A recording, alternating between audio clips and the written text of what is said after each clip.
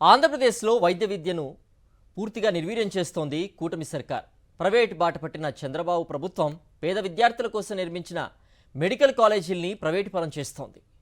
Doctor కావాలని కోటి ఆశలు పెట్టుకున్న విద్యార్థుల్ని నమ్మించి గొంతు కోసింది. ఈ నేపథ్యంలో మెడికల్ కాలేజీలను ప్రభుత్వ ఆధీనంలోనే కొనసాగించకపోతే తీవ్ర పరిణామాలు తప్పవని హెచ్చరిస్తున్నాయి ప్రజా సంఘాలు. సంపద సృష్టించి సంక్షేమం అమలు చేస్తానని ఎన్నికలకు ముందు చంద్రబాబు ఉత్తర కుమారుడి ప్రగల్భాలు పలికారు. గద్దెనెక్కాక సంక్షేమానికి కత్తెర వేసి పేదలను నిలువునా దగా చేయటమే కాకుండా ప్రభుత్వ ప్రైవేటు భాగస్వామ్య ముసుగులో ఏకంగా ప్రజల సంపదనే దోపిడీ చేసే కార్యక్రమాలకు తెరతీశారు. పీపీపీ పేరిట వైద్య కళాశాలల్ని అస్మదీయులకు పప్పు బెల్లాల్లా కట్టబెడుతున్నారు. పేద ప్రజల ఆరోగ్యానికి భరోసా లేకుండా చేయడంతో పాటు విద్యార్థుల బంగారు భవిష్యత్తును చిదిమేస్తున్నారని సర్వత్రా ఆగ్రహం వ్యక్తమవుతోంది. ఈ నేపథ్యంలో మెడికల్ కాలేజీలను ప్రైవేటు పరం చేయడాన్ని వ్యతిరేకిస్తూ విజయవాడలో సిపిఎం ఆధ్వర్యంలో రౌండ్ టేబుల్ సమావేశం నిర్వహించారు. ఈ సమావేశంలో ప్రజా సంఘాల నేతలతో పాటు పలువురు మేధావులు పాల్గొన్నారు. ప్రభుత్వ ఆధీనంలో నడవాల్సిన సంస్థలను ప్రైవేటు వ్యక్తులకు కట్టబెట్టడం వల్ల పేద బడుగు బలహీనులకు తీవ్ర అన్యాయం జరుగుతోందని ఆవేదన వ్యక్తం చేశారు సిపిఎం నేతలు. ఈరోజు గవర్నమెంట్ కోటా కింద కౌన్సిలింగ్ చేసిన తర్వాత మన రాష్ట్రంలో 15,000 ఇప్పుడుంది ఫీజు. అంటే 5 సంవత్సరాలకి 5-15 75,000 అవుతుంది. మొత్తం మెడిసిన్ పూర్తి లోపల ట్యూషన్ ఫీజు 75,000 అవుతుంది కౌన్సిలింగ్ వచ్చిన వాళ్ళకి. ఈరోజు పీపీపీ కింద గవర్నమెంట్ కోటాలో 20 నుంచి 40 లక్షలు వసూలు చేస్తున్నారు. దేశంలో ఎక్కడైనా పీపీపీ కింద ఉన్నటువంటి మెడికల్ కాలేజీల్లో 15,000కి సీట్ ఇస్తున్నది ఉదాహరణ ఒకటి చూపిస్తారు మీరు. 20-30 లక్షలు సంవత్సరానికి. ఇవి కాకుండా మేనేజ్మెంట్ కోట అయితే 80 లక్షలు, 70 నుంచి 80 లక్షల దాకా. ఎన్ఆర్ఐ కోట అయితే 1,50,00,000.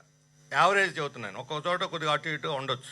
చంద్రబాబు వైద్య రంగాన్ని నిర్వీర్యం చేస్తున్నారని ఆరోపించారు మాజీ మంత్రి వడ్డే శోభనాధీశ్వరరావు.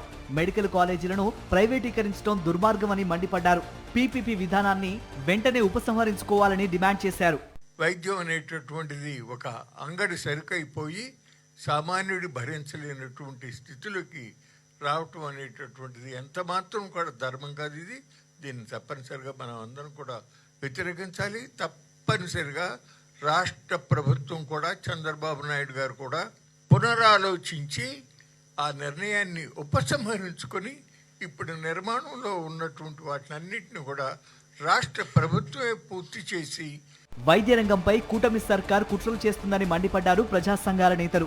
మెడికల్ కాలేజీలను ప్రభుత్వ ఆధీనంలోనే కొనసాగించకపోతే తీవ్ర పరిణామాలు తప్పవని హెచ్చరించారు. చంద్రబాబు నాయుడు గారు దాదాపు 15 సంవత్సరాలు ఈ రాష్ట్రానికి ముఖ్యమంత్రిగా పనిచేశారు. ఈ 15 సంవత్సరాల్లో ఒక్క గవర్నమెంట్ మెడికల్ కళాశాల కూడా వారు తీసుకురావటం కానీ తీసుకురావాలని ప్రయత్నం చేయటం కానీ జరగలేదు. వస్తున్న ఈ 17 గవర్నమెంట్ మెడికల్ కళాశాలని వాటిని ఏదో రూపంలో ప్రైవేట్ వ్యక్తుల చేతిలో పెట్టాలని తపన పడుతూ ఉన్నారు. ఈ 15 నెలల పాలన మనం గమనిస్తే అభివృద్ధి చేస్తున్నామనే పేరుతో వందలాది ఎకరాలు ప్రైవేట్ వ్యక్తులకు ఇచ్చి 99 పైసలకి, రూపాయికి, 100 రూపాయలకి ఇచ్చి తద్వారా రాజకీయ లబ్ధి, ఆర్థిక లబ్ధి పొందాలనే తపన తప్పితే ఉద్యోగావకాశాలు పెంచాలి, నిరుద్యోగం తగ్గించాలి, ఆ తపన కనపట్టలేదు. మొత్తంగా తాను సీఎంగా ఉండగా ఎన్నడూ ప్రభుత్వ రంగంలో వైద్య కళాశాలల ఏర్పాటుకు కృషి చేయని చంద్రబాబు గత వైఎస్ జగన్ ప్రభుత్వం ఏర్పాటు చేసిన మెడికల్ కాలేజీలపై ఏకంగా పెద్ద కుట్రకు తెరతీశారని విమర్శలు వెల్లువెత్తుతున్నాయి.